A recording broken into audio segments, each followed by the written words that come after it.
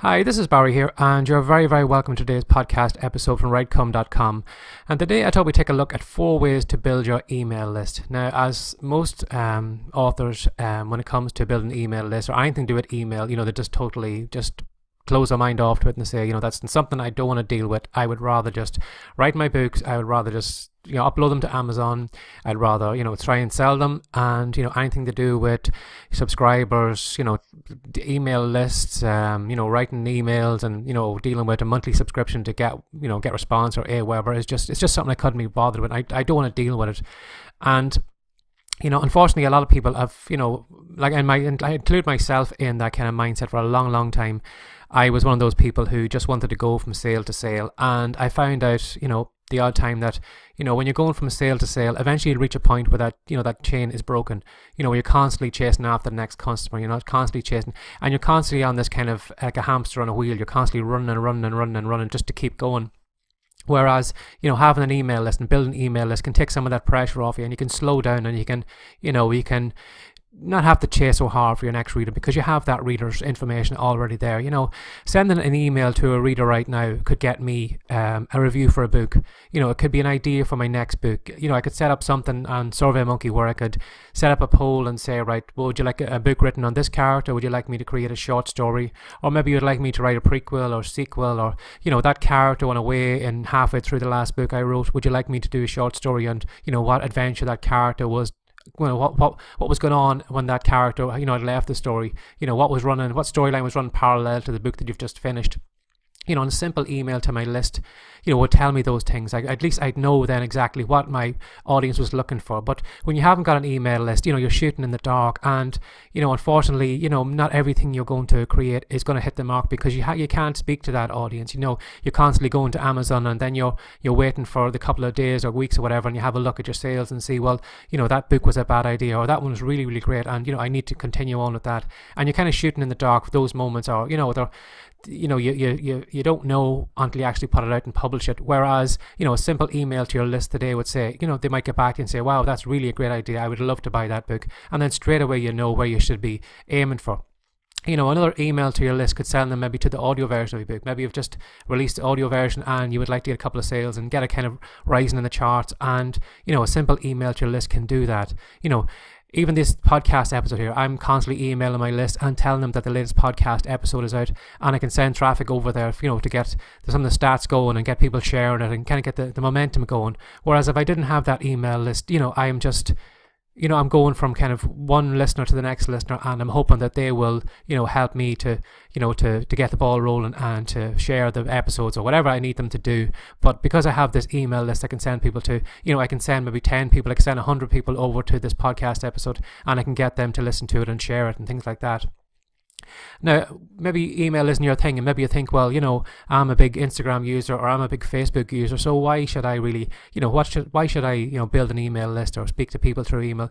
And, for some people that is true. Maybe you are better on those platforms than you are through email, but there's nothing stopping you sending one email a week, and you could say, well, here's the recent post that I put on the Facebook page, or, have you seen the latest images I posted over on my Instagram page?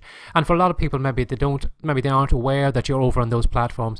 But by sending a simple email to that list, straight away they know where you are, and they can jump to it, then go over and join you over there, and maybe but by thinking that, you need to do everything through email, maybe it's putting you off, and maybe you're thinking that, I couldn't be, for a long, long time, I used to be like that too.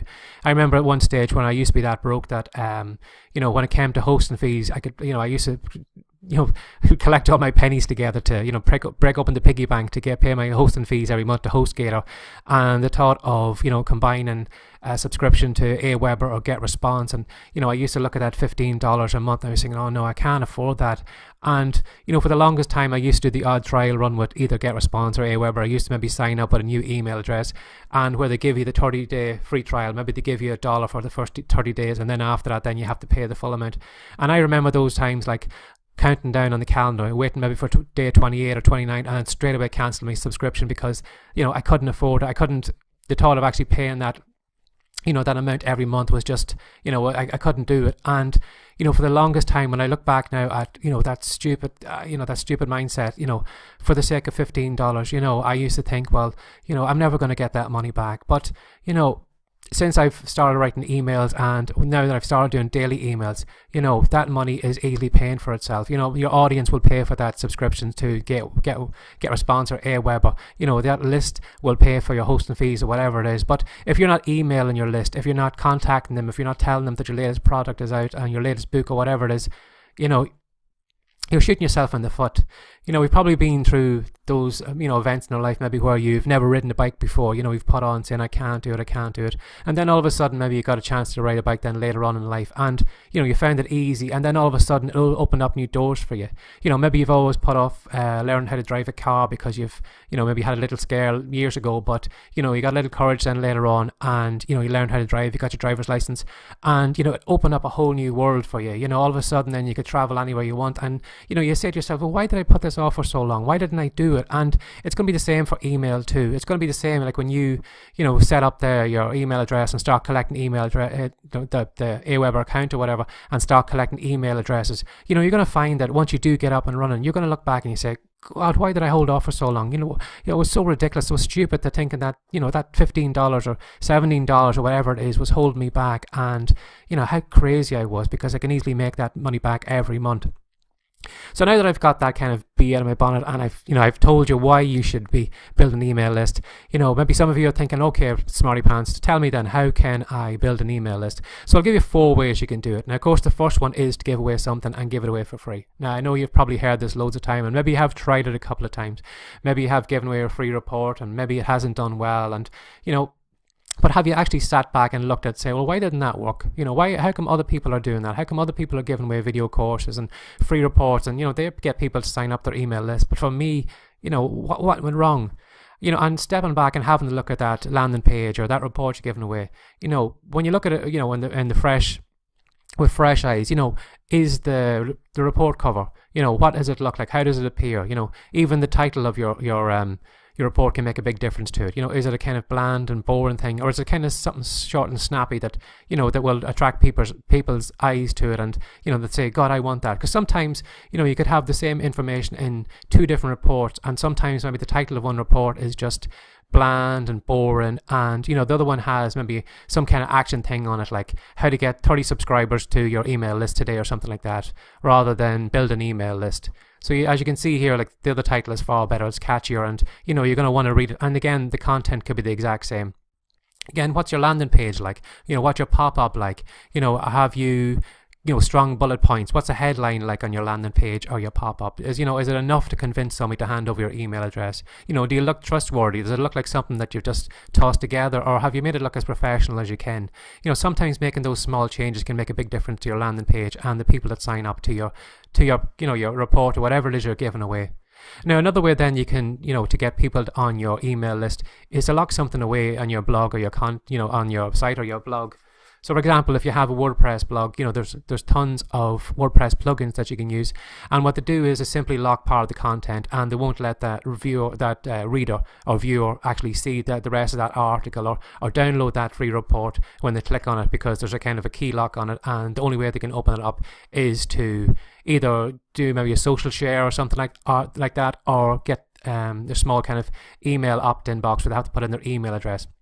And sometimes you can do that too. Sometimes you can do, just lock simple parts of your content away. You don't have to go through the big landing page or, anything like that. Sometimes, if you had a great article on your blog today, maybe it was going to show you 10 ways to make money, and maybe you just locked off the final part of that article, maybe the last 5. If somebody wanted to read the last 5, they would have to opt in, and, it would open it up, and then they could read the full 10 points. So something like that. Have a look at maybe locking some content away, because sometimes it can be easier than actually going through the whole thing of, creating a landing page or something like that. So again, if you were doing fiction, maybe you could lock away maybe a short story, or maybe a DVD extra that went with the book, maybe a video course to go with your non-fiction book. If your fiction book was, or your non-fiction book was maybe weight loss, maybe you could create a companion maybe video course, and then people would just simply have to go over to the site, and then of course they couldn't get and watch it unless they kind of unlocked it by giving their email address. And again, that's what you could do, just simply lock away the content. Another thing you could do then too is a competition. Have a simple competition. Now, you probably know your audience better than I do, so you probably know, if they're avid readers, would they jump at the chance of an Amazon voucher for $20 or $30? Would they jump at maybe a video course or companion thing to go with the product that they got? Maybe a simple planner or something that you've created. Think about ideas maybe where somebody would give maybe a reader bragging rights over all the other readers on your list. Maybe you could pull out a winner every month and you could have the main character in your book named after them. Or maybe you could dedicate that book to that winner. So try and think of some ideas. You know yourself what your audience is like better than I do. Try and think of something. If you haven't got the money, you don't have to go down the route of buying vouchers or Amazon stuff or anything like that. Maybe you could just simply do something where it would give your reader bragging rights, where they compared to everybody else, they have something that's totally unique to them that they can always look back on. And by having a competition and giving that away as the first prize, you're giving that a chance, and you're going to get a lot of people signing up to it because of it. Again, what you could do too, if you wanted to open it up to maybe a wider market, is maybe to go to somewhere like Rafflecopter. And they have options where people can share all the stuff online, and you can do a point system, so the more times people share, the more entries they get into the competition, and the bigger and bigger and bigger it grows without you actually doing much work to it at all. But again, make it something that's enticing and that's going to get somebody to sign on to your list. Again, the final thing you could do then too is maybe do a discount page. So for example, again, coming back to the non-fiction book, for example, maybe if you wrote a weight loss book or something like that, and you created a video course, and say for example, maybe the video course was going maybe for $97 or $67 or whatever price tag you could have on it. Maybe you could set up a discount page where you could give somebody maybe 10% off that course or 20% off that course. But again, lock away that content. So if they want to get that discount voucher, they're going to have to put their email address in a little box, and then that discount page will open up, and then they can copy and paste that shopping code and put it into the shopping cart, and it'll knock off the 10 or 20% or whatever it is. So think about maybe setting up a simple thing like a discount page with all those kind of offers, and because a lot of people, before they actually purchase something, you will find some people will actually go to Google and search for discount codes or something like that. And you may actually pick up maybe some traffic that way then too. So have a look at those 4 ideas. A discount page, giving away, 10%, 20%, a competition, locking away content on your site, and again, giving away something for free. Have a look at what you're giving away, and maybe it mightn't need much work at all. It may just need maybe new cover. It may need maybe a stronger headline on your landing page, or just something to make it look more professional and enticing. And you'll be surprised then when people actually sign up to your email list because of those simple things. So I hope you enjoyed this podcast episode. I hope you learned a few things from it, and if you did, I would really appreciate it if you would share this episode even with just one more person. Send a tweet out on Twitter, or give us a like on Facebook, and just tell people what you had learned from the podcast episode, and I would really, really appreciate it. I'd also really appreciate it if you could go over to iTunes, and if you could just leave a quick review and tell me what you thought of this episode, and maybe what you'd like to see in future, and give me a heads up on what direction you'd like the podcast to go. So as always, thanks for sharing this time with me today, and take care and have a great day. Bye bye.